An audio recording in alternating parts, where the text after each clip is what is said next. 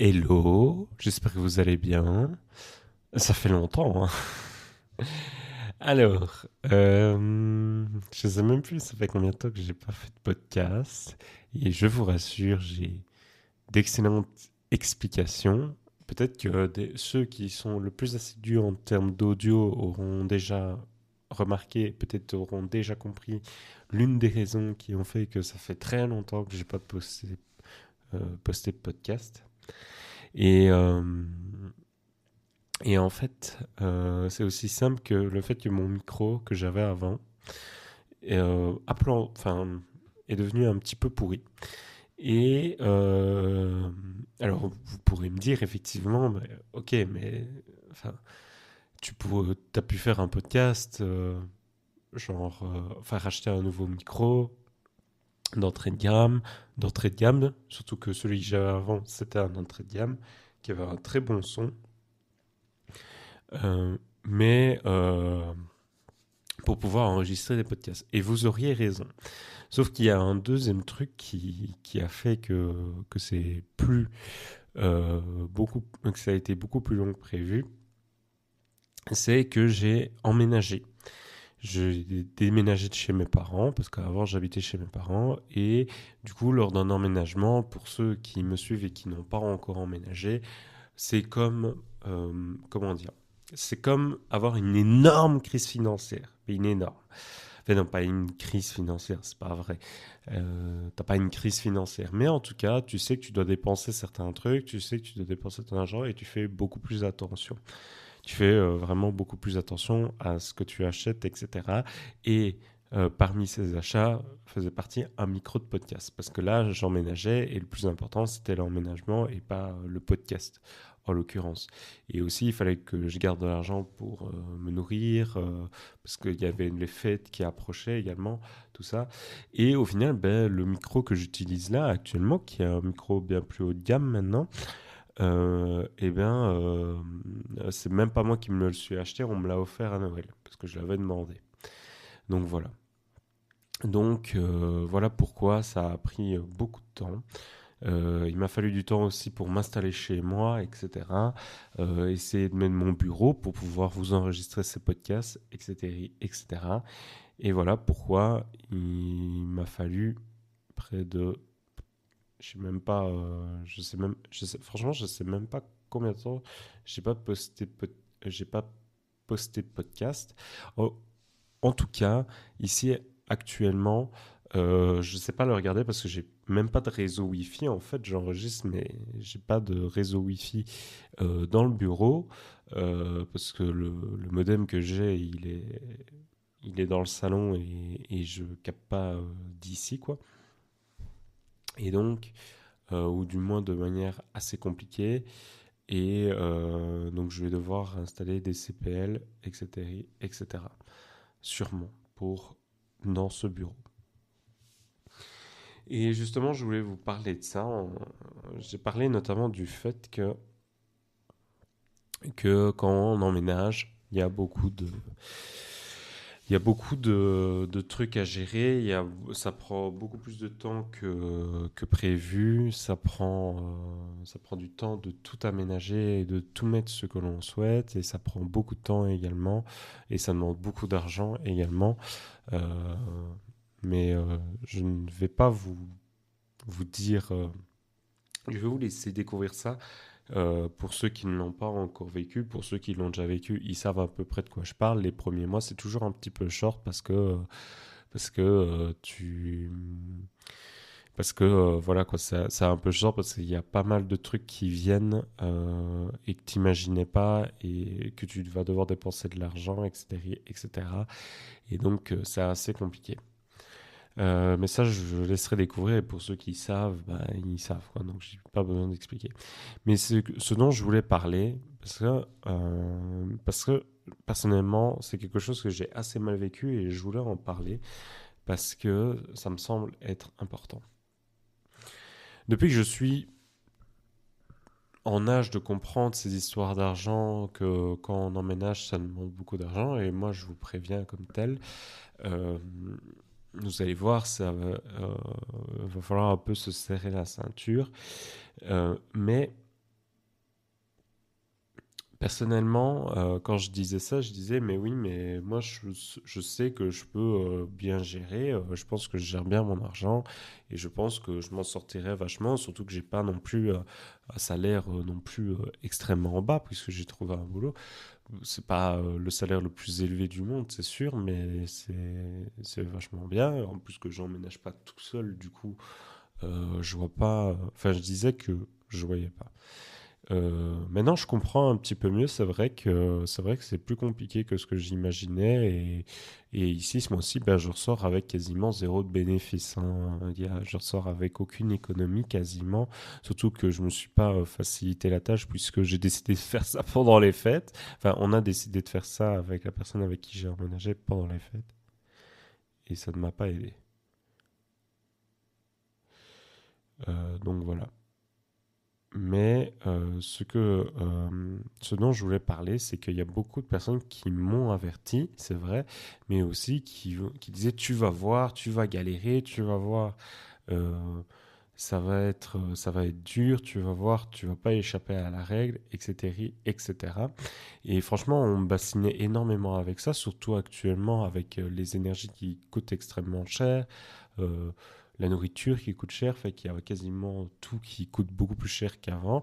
Et ben les gens, ils disaient, les gens, mon entourage, me disaient tout le temps, tu vas voir, tu vas galérer, etc. Et dans un sens, je veux bien imaginer ce qu'ils disent. Et factuellement, c'est vrai que les premiers mois, c'est compliqué. Mais ce que je reproche, c'est que dans les propos qui ont été portés de la part de mon entourage, c'est que on dirait que carrément, c'est même plus une question de moi ou de quoi que ce soit. Enfin, c'est même plus une question de fait ou pas, c'est que forcément parce que moi j'ai pas confiance, j'ai confiance, et ben je vais me vautrer comme jamais en fait. Ça tourne vraiment vers ça quoi. À force d'insister, tu as vraiment cette sensation là et ça me fatigue un petit peu parce que ça décourage énormément. Vraiment, ça décourage énormément. J'étais persuadé que j'allais payer une blinde et quand j'ai vu le prix de l'électricité, de l'eau, qui factuellement c'est vrai que c'est pas non plus donné, ou des assurances, enfin voilà, le mazout non plus c'est pas donné, mais en tout cas c'est loin d'être ce que j'imaginais et je pense que c'est en partie parce qu'on n'a pas arrêté de me le rabâcher, que ça va être cher, que ça va être compliqué, etc., etc. La nourriture ça va être pareil. Et au final, c'est gros, mais c'est pas aussi énorme, aussi horrible que ce que j'imaginais. D'ailleurs, si, euh, si j'avais pas fait des travaux dans l'endroit où j'ai emménagé, et s'il n'y avait pas eu les fêtes de Noël, bah, franchement, ça aurait été, quoi. C'est pas non plus aussi horrible que ce que j'imaginais. Voilà. C'est dur, c'est sûr, mais on est loin de ce que les gens imaginaient. Et j'ai envie de dire, ça m'étonne pas parce que, pour le coup, j'ai un peu peur parce que moi, je suis plutôt optimiste alors que les gens sont plutôt pessimistes et il vaut mieux s'imaginer que ça va être dur et qu'au final on se rend compte que c'est pas dur que le contraire en fait. Je pense que ça c'est mieux. Mais il n'empêche quand même que je voulais parler de ça qui était que parfois ça va tellement loin et c'est tellement répété que ça tourne en presque tu vas voir, tu vas souffrir. Comme s'ils avaient presque envie qu'on souffre. Comme s'ils avaient envie qu'on découvre que c'est difficile en fait. C'est incroyable quand même. Et, et moi, ça m'a énormément fatigué. Ça m'a énormément fatigué parce que personnellement, je me suis toujours cru, pas exceptionnel, mais que j'étais capable de résoudre des problèmes, de résoudre, de gérer des situations compliquées, tout ça. Et, bah, au final, c'est même pas aussi dur que ce que j'imaginais. Et c'est fatigant parce que tu as l'impression que c'est limite, ils te font pas confiance, limite, comme j'ai dit, on dirait qu'ils ont envie que tu galères. Et ça va vraiment aussi loin que ça. Et le pire, c'est que maintenant j'ai emménagé, et ça fait un bon mois là que j'ai emménagé, et ça continue en fait.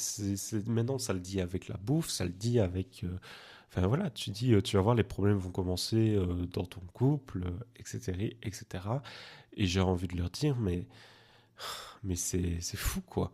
C'est fou que les gens en arrivent là, parce que c'est limite souhaiter du malheur, en fait. C'est vraiment à ce point-là. Et j'ai envie de dire à ces personnes qui me disent ça, mais c'est quoi ton but, en fait? C'est quoi exactement? C'est pas de m'aider, c'est pas de me prévenir, en fait. Là, c'est juste t'as envie que je souffre, en fait. Là, tu souhaites que ça arrive pour que je découvre ce que ça fait, quoi. Et ben, je suis désolé de te le dire, mais moi, franchement, ça va, quoi.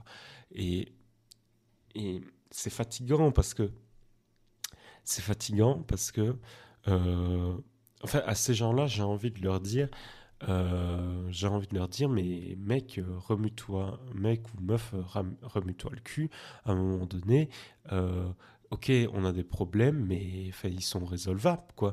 Et c'est ça qui me fatigue en fait, c'est que tous les gens qui disent ça, la plupart du temps quand je les expose devant un problème, eh ben ils ne cherchent pas à des solutions, ils se plaignent et disent c'est ça le problème. Ils ne font que constater la plupart du temps des problèmes et ils proposent pas de solution. Et c'est normal, puisque la plupart du temps, en fait, quand tu leur poses des questions par rapport à des problèmes qu'ils ont rencontrés, ils n'ont pas de solution. C'est aussi simple que ça, en fait. Et ça me montre à quel point, en fait, souvent, résoudre un problème, ben, les gens, ils savent pas le faire. Ou du moins, à mon échelle, personnellement, quand je pose des questions à la plupart des gens, ils savent pas résoudre un problème, quoi.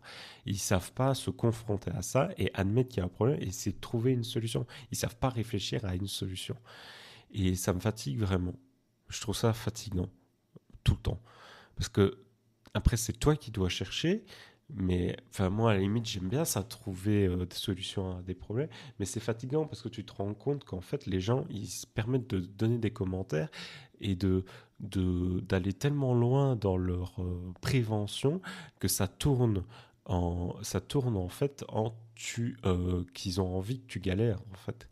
C'est faire du malheur, enfin, tourner quelque chose de, en principe, positif en quelque chose de totalement négatif et juste de mal intentionné, en fait, de malheureux. Ça tourne à faire peur aux gens, en fait. Et moi, franchement, sincèrement, ça me répugne. Je déteste ça. Sincèrement, ça m'énerve au plus haut point parce que personnellement, personnellement, j'ai toujours cru qu'à chaque problème, il y avait une solution. Et les personnes qui n'y arrivent pas, mais voilà, je peux pas leur en vouloir, ils trouvent pas de solution. S'ils trouvent pas de solution, ils trouvent pas de solution. Mais là, j'ai même pas l'impression qu'ils essaient de faire le moindre effort, en fait, pour essayer de trouver solution à un problème, en fait. Et c'est moi je vois ça un peu comme de la fainéantise. Et ben, la fainéantise, moi, ça m'énerve parce que personnellement, j'ai toujours essayé d'avancer, j'ai toujours essayé de résoudre ces problèmes, j'ai toujours essayé d'aller à l'encontre de tout ça. Et en fait, tu te rends compte que, bah, je me rends compte, pas tu, je me rends compte personnellement que c'est pas le cas de tous, en fait. C'est pas le cas de tous. Et le pire, c'est que mais même ça, à la limite, s'ils trouvent pas de solution, c'est pas grave. Mais le pire, c'est que derrière, ils se permettent de dire que ça va t'arriver à toi, alors qu'ils savent pas. En fait, la plupart du temps, ils te posent pas, ils te demandent pas si tu as une solution. En fait, ils veulent même plus de solution. C'est à un point où, euh, ouais, ils veulent plus de solution. Vu qu'ils en trouvent pas, et ben, ils ne font que la plupart du temps constater des problèmes sans proposer quoi que ce soit. Et ils ne veulent plus de ça. C'est-à-dire que même quand quelqu'un propose, eh ben, ils écoutent pas, ils te coupent en fait. Ils te coupent pendant que tu parles et c'est fatigant en fait. C'est juste extrêmement mal poli. C'est terrible. C'est vraiment terrible, je trouve. C'est même pas te laisser. Ils te laissent même pas le bénéfice du doute. En fait, ils sont persuadés d'avoir raison. Ils sont persuadés qu'ils ont raison. Peut-être que moi, quand on me disait tu vas voir, tu vas galérer, ben je, je prenais leurs paroles comme, paroles d'évangile quasiment. Je me disais, bah oui, mais ils ont raison, eux, ils ont l'expérience, toi, t'as jamais vécu ça. Oui, bah que nenni, en fait. Que nenni. Parce qu'il y a toujours le facteur que personne ne vit les choses de la même manière la plupart du temps. Ils ne vivent jamais de la même manière. On ne vit jamais les choses de la même manière. Et en fait, je me suis rendu compte à quel point c'était important aussi. Bon, c'est peut-être un petit peu égoïste, c'est peut-être que ça peut tourner envers du mépris des autres ou du quoi. Ça peut tourner en du mépris des autres ou de la surconfiance en soi, de la mégalomanie, mais, euh, mais en fait, moi je dis qu'il faut d'abord vivre les expériences par soi-même et après on verra quoi. Après on verra ce qu'on en dit. Et ça sert à rien de dire que les autres vont vivre la même chose que toi parce que c'est pas vrai. La plupart du temps, les gens ils vont vivre la situation de manière différente que toi. Et ce serait bien de temps en temps, j'aimerais bien que des fois on comprenne que ceci, euh, j'aimerais bien que on s'intègre ça parce qu'en ce moment vraiment je n'ai eu que ça autour de moi. Des gens qui étaient sûrs d'avoir raison, que des gens qui étaient persuadés que j'allais galérer. euh, et j'ai envie de leur dire, bah, c'est pas aussi terrible que ce que j'imaginais. Et même pire que ça, maintenant je me dis que moi je vais trouver une solution. Et j'ai envie de. Mais heureusement, ils m'ont dit ça. Et maintenant, moi, j'ai tourné tout ce truc négatif en. Moi, je vais vous montrer que moi, je me plaindrai pas.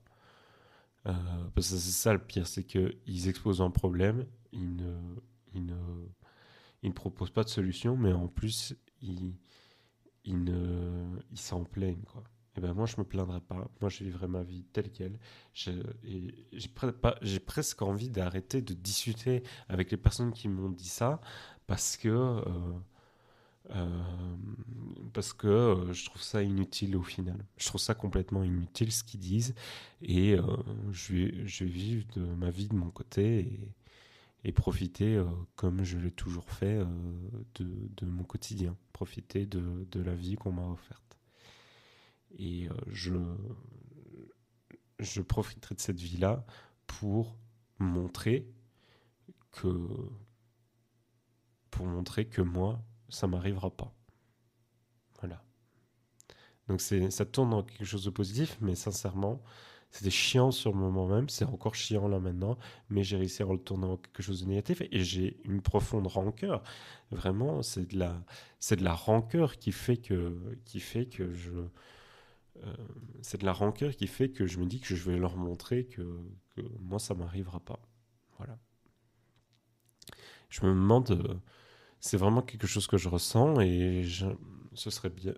J'espère que je suis pas le seul parfois à ressentir ça. C'est-à-dire que euh, qu'on me dise, quand on essaye de me descendre plus bas que ce que je pense être, et ben moi je reprends confiance en moi et je me dis mais je vais leur montrer que non en fait. Limite ça me motive à faire des choses. Ça me motive à montrer à faire des efforts. En fait, ça me motive à montrer euh, parce que j'ai envie de montrer qu'ils ont tort. Voilà. Je suis peut-être un petit peu fou, mais c'est comme ça. Voilà, voilà. Donc c'était ça le podcast. Mon premier podcast dans ma nouvelle habitation et j'espère qu'il vous aura plu. Je vous dis à la prochaine. Je sais pas sur quoi sera le prochain podcast, mais en tout cas, voilà, c'était de ça que je voulais vous parler et j'espère que ça vous a plu. Je vous dis à la prochaine. C'était Mido. Tchuss.